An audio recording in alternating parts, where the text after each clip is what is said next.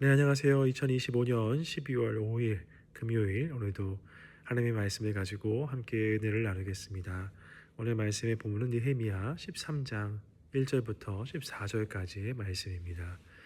사랑하는 여러분, 오늘 본문 속에서는 지금까지 느헤미야서에서 진행되어 왔던 분위기와는 조금 사뭇 다르게 조금 안타까운 모습들이 좀 등장합니다.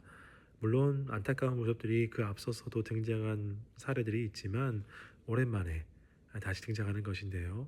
최근까지는 하나님을 찬양하고 하나님께 감사하고 영광을 돌리고 또 신뢰와 화합을 통해서 하나 되어지고 또 지도자들이 앞장서고 뭐 여러 가지 좋은 모습들 또 모험적인 모습들이 많이 나타났었지요.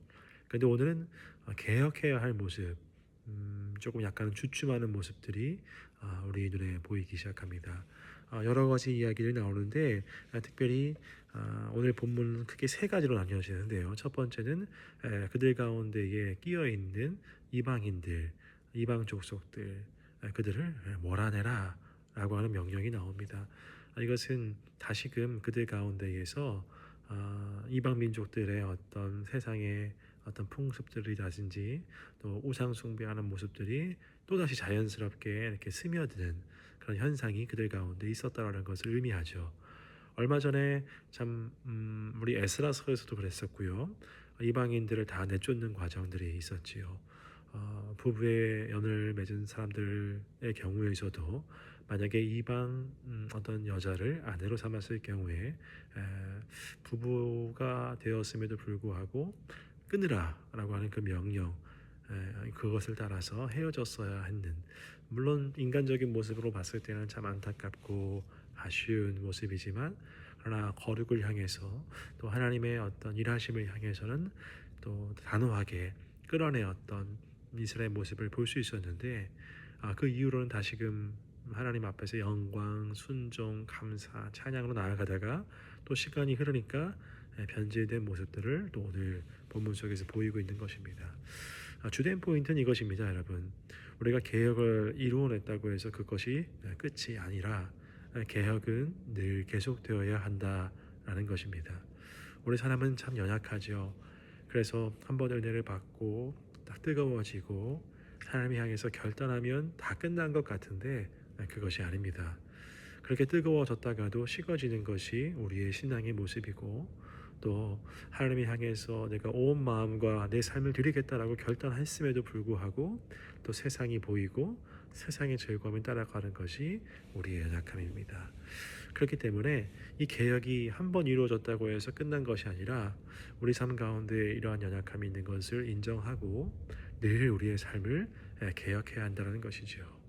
내 삶에 개혁해야 할 부분이 무엇인가를 늘 말씀을 통해 살펴보아야 하고 또 그것에 대하여 단호하게 개혁하는 모습이 있어야 하겠다는 것입니다. 오늘 본문 속에 나오니 본문 속에 보니까 첫 번째는 이렇게 이방 족속들이 다시금 이스라엘 민족들 가운데에 침투한 모습들, 또 이렇게 물들어가는 모습들이 보였다고 한다면 두 번째는 이번에는 이스라엘의 지도자, 특별히 제사장 엘리야십이 어떤 이방 민족의 세력과 도비아라고 하는 어떤 이방 민족, 특별히 니에미서 초반에서는 이 이스라엘 백성들이 성벽을 공사하는 것을 방해했던 어떤 세력들 중에 하나인 도비아라고 하는 인물이 있는데 이 도비아에게 이 제사장 엘리야십이 성전의 한 방을 내어준 사건을 다루고 있습니다. 말이 안 되는 사건이죠. 성전이라고 하는 것은 가장 거룩한 장소인데 그곳에 11조라든지 또 백성들이 드렸던 거제물을 보관하는 창고의 방을 이 도비아에게, 즉 세상의 유력한 사람에게, 이방 민족에게 내어주었다라는 것은 이스라엘의 지도자가 세상에 물들어 있고 세상 권력과 결탁한 어떤 이런 모습들을 보여주고 있는 것입니다. 그만큼 그들의 지도자층에서 변질된 모습들, 그것을 통해서 개혁이 필요한 모습들을 다시금 오늘 본문 속에서 우리에게 보여주고 있는 것이지요. 또한 그것뿐만 아니라 오늘 세 번째로는 이제 성전에서 일하는 사람들이 레위인들이지 않습니까?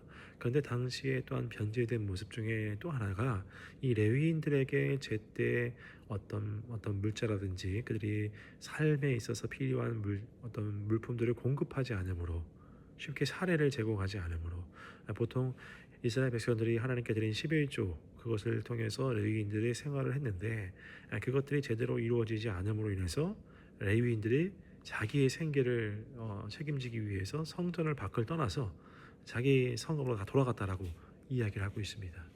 이것은 마찬가지로 앞서서 이방 민족을 이렇게 물들었던 것, 또 이방 민족의 권력자들과 결탁한 것, 이것과 맞물려서 한편으로는 이 하나님의 거룩한 곳인 성전, 그것을 예배하는 사람들을 소홀히 함으로써, 돕는 사람들, 일하는 사람들에게 소홀히 함으로써 성전 자체를 소홀하게 했던 이스라엘 백성들의 모습을 볼 수가 있는 것이죠. 이처럼 이스라엘 백성들이 지금까지 신뢰와 화합을 통해 성벽 공사를 완공하고 봉헌식하고 이 모든 아름다운 모습도 있었지만 그것이 끝이 아니라 우리 인간은 연약하기에 또다시 그 뜨거운 가운데에서 식어지고 변질되어진다. 또 그 가운데 또다시 개혁을 이루어야 한다. 이것들을 우리에게 오늘 보여주고 있는 것입니다. 사랑하는 여러분, 우리가 은혜 받았다라고 해서 끝이 아닙니다. 은혜 받은 것은 물론 귀합니다. 하지만 그 은혜를 끝까지 유지하기 위해서, 아니 그 떨어진 은혜를 다시금 채우기 위해서 은혜의 보좌 앞에 우리는 담대히 늘 나아가야 할 것이고요.